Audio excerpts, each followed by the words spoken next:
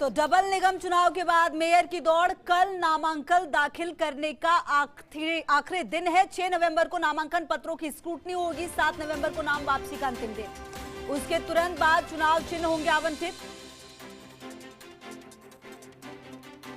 10 नवंबर को मेयर पद के लिए होगा मतदान। जयपुर के दोनों निगमों में महिला ओबीसी की सीट। तो 7 नवंबर को नाम वापसी का अंतिम दिन। वहीं 10 नवंबर को मेयर पद के लिए मतदान होगा। और उसके बाद आपको यह भी बताएं कि जयपुर के दोनों निगमों में महिला ओबीसी की सीट। तो क्योंकि अब परिणाम सामने आ गए हैं और ऐसे में अब मेयर की दौड़ शुरू हो चुकी है। अब पार्टी ये सोच रही है कि आखिर जिम्मेदारी किसको दी जाए। कल नामांकन दाखिल करने का अंतिम दिन है और ऐसे में 6 नवंबर को नामांकन पत्रों की स्क्रूटनी होगी और वहीं 7 नवंबर को नाम वापसी का अंतिम दिन।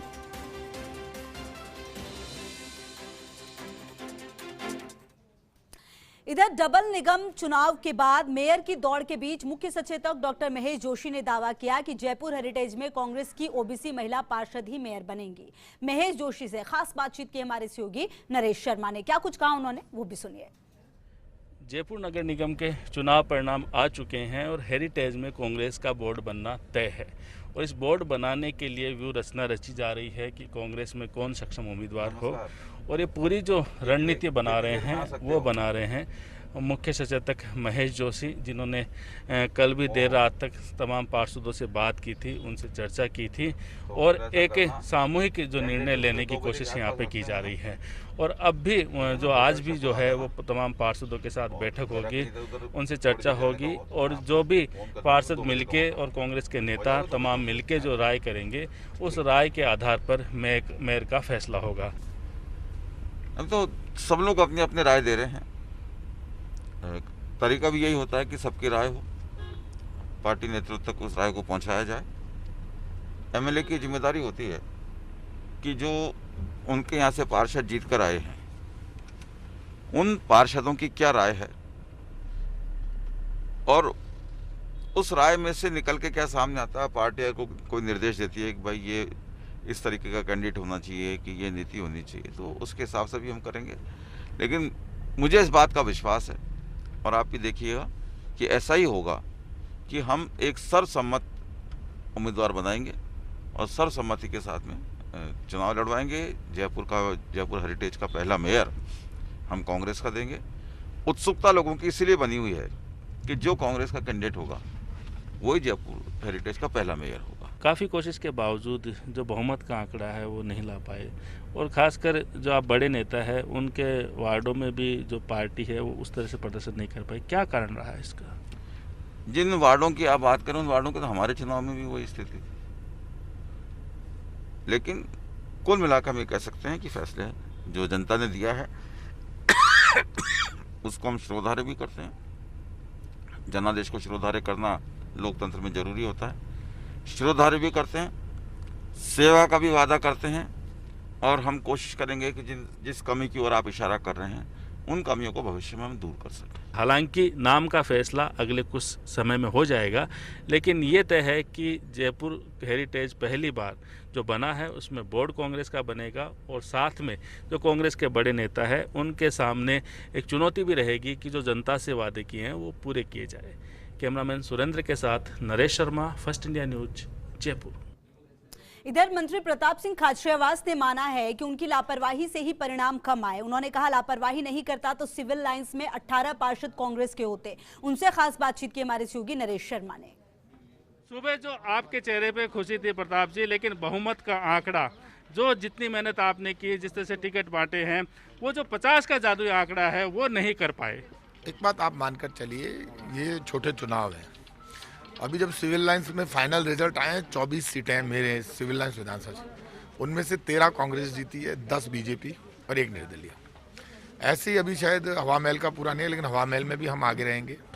किशनपोल और आदर्शवर कुल मिला के हमारी 50 के आसपास हम हैं और जो निर्दलीय जीते हैं वो सब कांग्रेस कमिटेड लोग हैं। जी 99 सीटों का परिणाम आ चुका है जिसमें 47 पे कांग्रेस है, यानी कि अगर जो आपको जो बहुमत का आंकड़ा है वो 51 का चाहिए, 51 जो होती है तो जो वहीं कांग्रेस के विधायकों का भी कहना है कि मेयर का चयन सभी की सहमति से होगा। कांग्रेस सभी वर्गों को ध्यान में रखकर काम करती है और आगे भी करती रहेगी।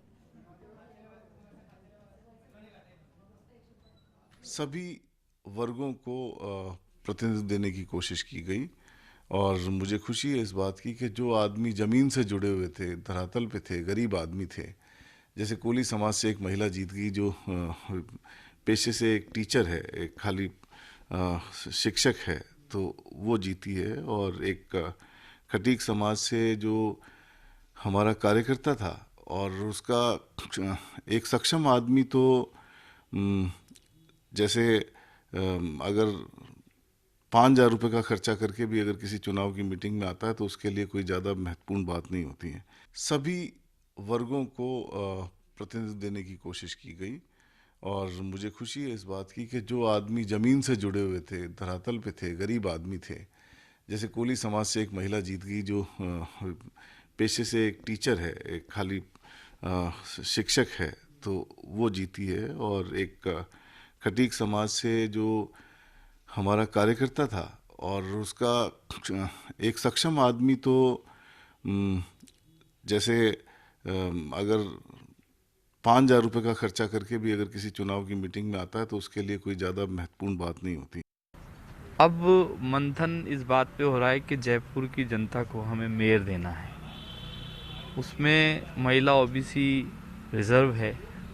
हम ये कोशिश कर रहे हैं कि जो हमने हमारे जो भी सारी कॉन्स्टिट्यूंसी से पार्षद जीत के आए, उन पे आज हम सारे विधायक बैठ के फिर माननीय मुख्यमंत्री जी के संज्ञान में लाएंगे और उनके दिशा निर्देश जो भी होंगे उसके अनुरूप हम सोचते हैं कि आज शाम को या कल सुबह तक हम हमारा जो भी प्रत्याशी हुआ उसका नॉमिनेशन फाइल करेंगे। वहीं केंद्रीय मंत्री अर्जुन मेघवाल ने दावा किया कि निगम चुनाव में बीजेपी का प्रदर्शन अच्छा रहा, वहीं कांग्रेस अपने मंसूबों में सफल नहीं हो पाई। मेघवाल से खास बातचीत की हमारे सहयोगी ऐश्वर्य प्रधान ने। मेघवाल साहब, आपको यहाँ का जिम्मा दिया गया था जयपुर का। जयपुर की स्थिति सबके सामने है, लेकिन उम्मीद तो और भी बेहतर करने की थी। कहाँ कमी रह गई? देखिए, कहीं कमी नहीं रही। कार्यकर्ताओं ने बहुत मेहनत की। केवल मात्र जो परिश्रमण करके कांग्रेस ने वार्डों को तो तोड़ा और मरोड़ा, ये मुझे लगता है कि कहीं सब कार्यकर्ताओं के मन में था, चुनाव प्रचार के दौरान भी मन में था कि ये दो क्यों निगम बनाए, और उसमें भी कांग्रेस सफल नहीं हुई। कोटा तोड़ा, वहां भी सफल नहीं हुई। एक तो 36 के आधार पर ही जोधपुर मुख्यमंत्री जी का शहर है, उसके बावजूद भी एक निगम हम बना पाए। सब कांग्रेस के पदाधिकारी यहाँ बैठते हैं, मुख्यमंत्री भी यहाँ बैठते हैं। यहाँ ग्रेटर हम बहुत अच्छे बहुमत से बनाए हैं, और हेरिटेज भी वो नहीं बना पाए। अगर निर्दलियों के साथ जोड़े, निर्दलियों के साथ तो कोई भी नहीं, वो अगर कांग्रेस को पूरा साथ देता तो वो बहुमत नहीं बढ़ा लेता। भी हेरिटेज में कहाँ साथ दिया भाई? वो मैं तो वार्ड वाइज समीक्षा करके बता सकता हूँ। तो इसलिए वो उस भ्रम में नहीं रहे। जो दलित वर्ग है वो धीरे धीरे कांग्रेस को भी देख रहा है। जो डॉक्टर बाबा साहब अंबेडकर का सम्मान करेगा, दलित वर्ग हमेशा उसके साथ खड़ा मिलेगा। और हमारे प्रधानमंत्री जी बाबा साहब का सबसे ज्यादा सम्मान करने की कोशिश करते हैं और करते भी हैं। देखिए, कोई बिखराव नहीं है। भारतीय जनता पार्टी की जो रणनीति है, जो नीति निर्धारण होता है भारतीय जनता पार्टी का, उसी के तहत भारतीय जनता पार्टी कार्रवाई करती है। सारे नेता एक साथ हैं, एक मुखी हैं इस मामले में। ओबीसी के लिए ये सीट रिजर्व है, इसलिए ओबीसी के लिए ही सोचेंगे हम और कोशिश करेंगे बहुत अच्छा कैंडिडेट दिया जाएगा। कोशिश होगी बहुत अच्छा कैंडिडेट दिया जाएगा, और इसी की तैयारियों को लेकर अर्जुन मेघवाल यहाँ पर है।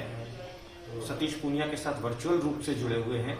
वी सतीश के साथ भी बैठक होगी और कल तक लगातार बैठकों का दौर रहेगा।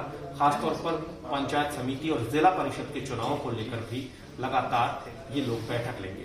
केंद्रीय मंत्री गजेंद्र सिंह शेखावत भी शाम तक जयपुर पहुंचेंगे। कैमरा पर्सन विजय के साथ Aishwarya Pradhan, First India News, Jaipur. Jodhpur उत्तर नगर निगम क्षेत्र के लिए कांग्रेस को मिले बहुमत के बाद अब महापौर और उप महापौर बनाने की चर्चा जोरों पर है। जानकारी के मुताबिक राजस्थान राज्य बाल संरक्षण आयोग के अध्यक्ष संगीता बेनीवाल और शहर विधायक मनीषा पवार ने महापौर पद के लिए 2 नाम भेजे हैं। हालांकि संगीता बेनीवाल ने भेजे गए दोनों ही नाम नहीं बताए, लेकिन उन्होंने कहा पार्टी आलाकमान के आदेश की पालना की है। बाल संरक्षण आयोग की अध्यक्षा संगीता बेनीवाल से खास बातचीत के हमारे सहयोगी राजीव गौड़ ने। नगर निगम चुनाव की अब जो अगली कड़ी है वो महापौर और उप महापौर चुनने की है। मुख्यमंत्री अशोक गहलोत का जोधपुर गृह जिला है, लिहाजा उत्तर क्षेत्र में जिस तरीके से कांग्रेस को बहुमत मिला है तो महापौर कहां से बनना है? महापौर यहीं से बनना है, क्योंकि जिस तरह की सूचनाएं हमारे पास आ रही हैं, जोधपुर से एकमात्र जनप्रतिनिधि के रूप में यहाँ से जिस तरीके से इस वक्त बाल संरक्षण आयोग की अध्यक्ष संगीता बेनीवाल है, उनको जिम्मेदारी दी गई है, इस तरह के सूत्र बताते हैं। लेकिन उन्हें सच्चाई क्या है वो भी जरा जांच लेते। सुना है आपको अधिकृत किया गया है, आपसे बातचीत की गई, आपसे पूछा गया कि महापौर कौन बनना चाहिए? देखिए, मैं बाल आयोग की चेयरपर्सन हूं और उसके रूप में अपनी जिम्मेदारी निभा रही हूं और मैं इससे अभी कोसों दूर हूं। नहीं, लेकिन हमारे पास इस तरह के पुख्ता सूत्र बता रहे हैं कि आपको और एक विधायक है उनको अधिकृत किया गया, आपने कुछ नाम भी भेजे हैं, कितनी सच्चाई उसमें है? देखिए राजीव जी, पार्टी की सिपाही तो मैं हूं ही खैर, और जहां तक नाम भेजने की बात है तो आला कमान जो है पार्टी के, हमारे आदरणीय मुख्यमंत्री और हाई कमान जो है वो सर्वोपरि है। वो जैसा फैसला लेंगे सबको मंजूर है। फैसले तक तो बात ठीक है, पहली बार महिला महापौर है, सुना है आपकी राय ली गई है, आपसे राय शुमारी की गई है, आपसे चर्चा की गई है, आपने कुछ नाम भी भेजे हैं। जी, ये कॉन्फिडेंशियल चीज़ है और साझा करना उचित नहीं रहेगा। फिर भी आपकी नज़र में कौन कौन ऐसे उम्मीदवार हैं, ऐसे दावेदार हैं जो वाकई जोधपुर की बागडोर संभाल सकते हैं? सभी दावेदार हैं, जो भी हमारी महिलाएं प्रतिनिधि प्रत्याशी जीत कर आई हैं वो सभी दावेदार हैं। बस मेयर तो किसी एक को बनना है, तो आपके हिसाब से चूंकि आप पुरानी कांग्रेस की कार्यकर्ता हैं और क्या इस वक्त आप जनप्रतिनिधि के रूप में दायित्व निभा रही है, आलाकमान का आदेश की पालना करेंगे, ऐसे कौन, ऐसे कुछ तो आप नाम बताएं जिन पे अगर सहमति बन सकती है? देखिए राजीव जी, जो भी जनता के बीच रहे, जनता की तकलीफ सुने और तुरंत प्रभाव से, जिस तरह से मेयर का काम होता है सीवरेज, सड़क और लाइट, मूलभूत सुविधाएं जो लोगों तक पहुंचाए, इस तरह की प्रतिनिधि जो सभी वरिष्ठ जन और वरिष्ठ नेतागण मिलकर तय करेंगे, वही हमारी महापौर की कैंडिडेट होगी। सूत्रों से जिस तरह की बात सामने आ रही है, महराज अंसारी का नाम और जो शैलजा परिहार उनके नाम की, कुंती देवड़ा के नाम की चर्चा चल रही है, लेकिन कहना जल्दबाजी होगा क्योंकि उपमेयर के रूप में भी काफी कुछ चेहरे हैं, ये जल्दबाजी होगा कहना, लेकिन ये तो तय है कि नाम यहां से गए हैं। नाम किसके गए हैं ये आने वाला वक्त बताएगा, कुछ घंटों में इसका भी खुलासा हो जाएगा। लेकिन कुल मिलाकर ये कहा जा सकता है कि मुख्यमंत्री अशोक गहलोत और कांग्रेस आलाकमान जो है वो वरिष्ठ नेताओं पर भरोसा करते हैं, उनकी रायशुमारी करते हैं, उनसे चर्चा करते हैं, उसके बाद कुछ फैसला लेते हैं। कुछ घंटों बाद जब नाम सामने आ जाएगा, क्योंकि कल सुबह नॉमिनेशन करना है, तब कुछ नाम सामने आ ही जाएंगे। शेखवंत सिंह गहलोत के साथ Rajiv Gaur, First India News, Jodhpur. तो निगम चुनाव के मुकाबले जो थे उसके नतीजे सामने आ गए और उसके बाद अब जो दौड़ है वो महापौर और उप महापौर के लिए है। पार्टियां बिल्कुल तैयार है और कहीं ना कहीं जो अपने पार्षद उनको भी तैयार किया जा रहा है। इतनी देर में आपने देखा कि जितने भी जनप्रतिनिधि हैं वो लगातार यही कह रहे हैं कि हम सोच समझकर फैसला लेंगे और जो भी सबसे उपयुक्त व्यक्ति होगा उसको जिम्मेदारी दी जाएगी। लगातार सभी जगह से हमारे ग्राउंड रिपोर्ट करते हुए हमारे रिपोर्टर्स हमारे साथ जुड़े हुए। सबसे पहले हमारे सहयोगी नरेश जुड़े हुए हैं जयपुर से, साथ ही साथ ऐश्वर्य प्रधान भी जुड़े हुए हैं और साथ ही राजीव गौड़ भी जोधपुर से जुड़े हुए हैं। लेकिन सबसे पहले नरेश, आपके पास ही जो बातचीत हुई आपकी, जितने भी बड़े जनप्रतिनिधि हैं उनसे आपने बातचीत की, लेकिन सबका कॉन्सेप्ट बिल्कुल क्लियर है। हेरिटेज में क्योंकि बोर्ड बनना तय हो गया है, महापौर की जिम्मेदारी किसको मिलेगी, किस तरीके के नाम सामने आ रहे हैं और क्या कुछ इस पूरे प्रकरण में आपके पास जो अपडेट है, सबसे पहले तो वही बताएं।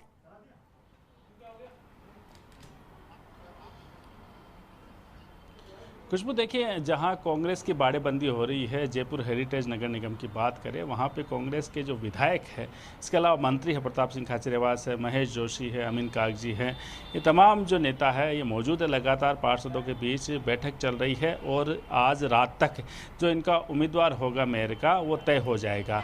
लेकिन देखिए, काफ़ी असमंजस की स्थिति है, अभी कोई साफ स्थिति नहीं है, कई दावेदार है, लेकिन कई समीकरण देखने पड़ेंगे जब मेयर के नाम की घोषणा होगी। क्योंकि क्योंकि देखिए दो चीज़ें एकदम स्पष्ट है कि मेयर अगर अल्पसंख्यक समाज से बनता है तो डिप्टी मेयर है तो वो बहुसंख्यक से आएगा, और अगर बहुसंख्यक से मेयर बनाया जाता है तो फिर अल्पसंख्यक को डिप्टी मेयर की पोस्ट जाएगी।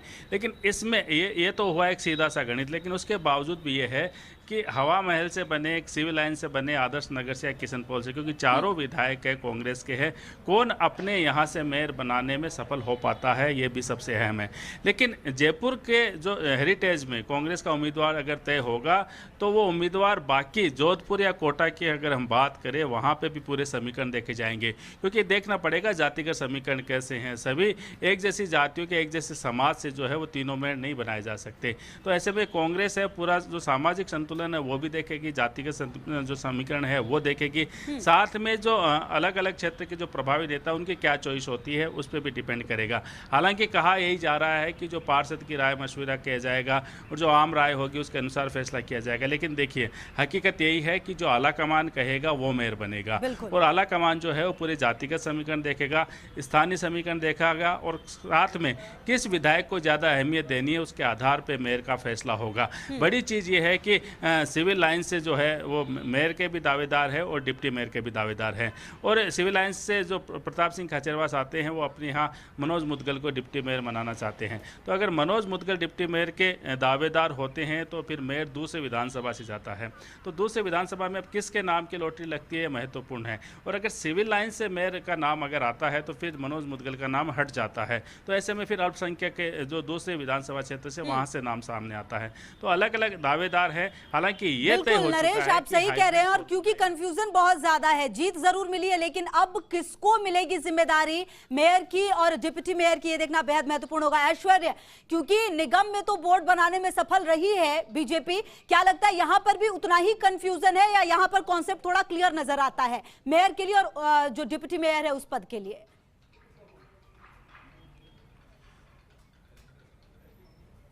देखिए सबसे महत्वपूर्ण पहली बात यह है कि यहाँ पर जयपुर ग्रेटर की अगर बात करते हैं तो ग्रेटर में दो जो लोग हैं जिनमें कि डॉक्टर सतीश पूनिया और चंद्रशेखर, ये दो डिसाइड करेंगे एक नाम को। चर्चा सभी लोग करेंगे। चर्चा के दौरान यहाँ पर अर्जुन मेघवाल भी रहेंगे, गजेंद्र सिंह शेखावत भी रहेंगे, वी सतीश है वो प्रदेश कार्यालय में आ चुके हैं, वो सबसे फीडबैक भी ले चुके हैं। सबसे ताज़ा अपडेट ये है कि आज जयपुर ग्रेटर के लिए तमाम पार्षद प्रत्याशियों से दो दो नाम पूछ लिए गए हैं कि आप दो नाम बता दीजिए कौन मेयर बन सकती है, कौन बेहतर मेयर हो सकती है। वो नाम के लिहाज से एक लिस्ट तैयार की गई है, सर्वाधिक किसे पसंद किया गया है ये देखा गया है। लेकिन यहाँ पर भी वही कमोबेश वही हाल है जो कांग्रेस का है। यहाँ पर भी तय नेतृत्व को करना है, और नेतृत्व वो तय इसलिए करेगा कि राजनीतिक आधार पर, जातिगत आधार पर भी कई बार संतुलन बिठाना बेहद ज़रूरी हो जाता है। तो ऐसे में इन संतुलनों के साथ कहीं कोई ऐसा मेयर ना बन जाए कि जिस तरीके से पिछली बार एक फजीयत जैसा दौर भारतीय जनता पार्टी के सामने आया था जब सत्ता से बाहर हुई थी, इस चीज़ को भी देखा जाएगा। यहाँ पर जिन नामों को लेकर चर्चा की जा रही है, हालांकि नाम बहुत सारे हैं, बहुत सारे नामों में शील धाबाई है, सौम्या गुर्जर है, सुखप्रीत बंसल रंघावा है, उसके अलावा रश्मि सैनी है, श्रवणी जाट है। इस तरीके से तमाम तबकों के लोग हैं, ओबीसी में जो प्रमुख जो तबके हैं उनके लोग हैं। लेकिन जो नाम सर्वाधिक चर्चाओं में है उसमें सौम्या गुर्जर का नाम चर्चाओं में है। सौम्या गुर्जर का नाम इसलिए भी चर्चाओं में है कि करौली से जयपुर, मतलब करौली की राजनीति में उनका जिक्र होता था, तो करौली से जयपुर में यदि उन्हें लड़ाया गया तो जाहिर तौर पर कोई ना कोई इस तरीके की रणनीति रही होगी। तो दूसरी तरफ यहाँ पर सुखप्रीत बंसल है, उनकी भी विचार परिवार में ठीक पकड़ है तो उनका भी नाम आया है। तो तीसरी तरफ शील धाबाई है, उनके पास तजुर्बा है और उनकी भी भाजपा के एक पदाधिकारी चाहते हैं कि वो बने। इस तरीके से इन तीनों के अलावा यदि फोकस किया जाता है किसी ऐसे कैंडिडेट पर, क्योंकि माली पर भी फोकस किया जा सकता है, इस बात से इनकार नहीं किया जा सकता, तो ऐसे में माली बनेगा, गुर्जर बनेगा, या इनके परे किसी कास्ट को मौका दिया जाएगा। जरूर ऐश्वर्या में करना होगा क्योंकि बहुत सारे नाम सामने, और जिस तरह से आप भी कह रहे हैं हर तरह के समीकरण साधने की कोशिश चाहे बीजेपी हो या कांग्रेस हो वो करेगी इन दोनों पदों पर अपने प्रत्याशी को लाकर। हमारे क्योंकि भंवर चारण भी कोटा जुड़े हुए, लेकिन सबसे पहले राजीव आपके पास, आप भी लगातार हमारे साथ जुड़े हुए हैं। आपने संगीता बेनीवाल से बात की, जब उनकी बातचीत सुनी हमने, उन्होंने क्लियर कहा कि हम नाम अभी नहीं बता सकते, खुलासा जल्द होगा कि आखिर किन पदों पर किसको जिम्मेदारी मिलनी है।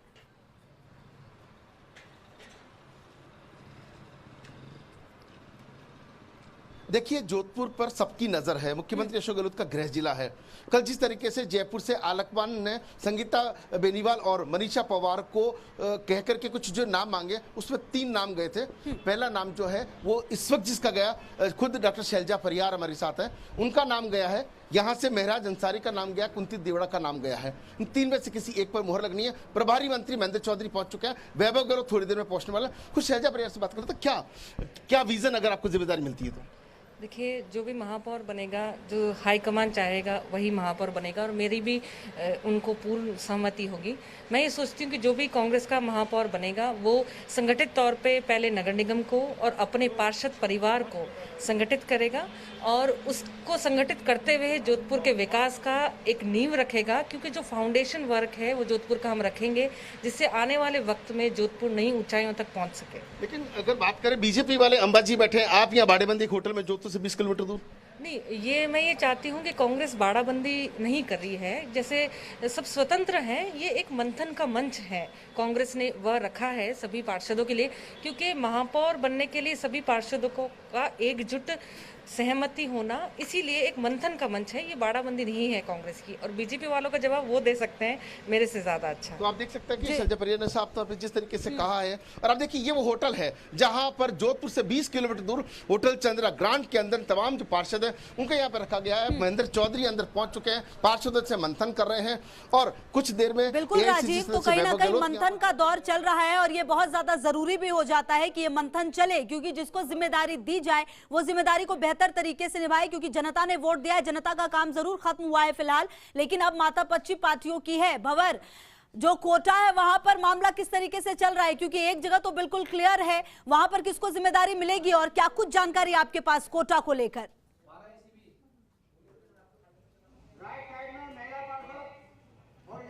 देखिए, कोटा को लेकर अहम जानकारी ये है कि कोटा उत्तर को लेकर के तो केवल संशय इस बात का है कि यहाँ मेयर कौन बनता है। 4 ऐसी महिलाएं हैं जो कि कांग्रेस से जीत कर आई है, और चूंकि 70 में से 47 सीटें कांग्रेस ने जीती है, तो जाहिर तौर पर यहाँ पर कांग्रेस का ही मेयर बनेगा, ये तय है।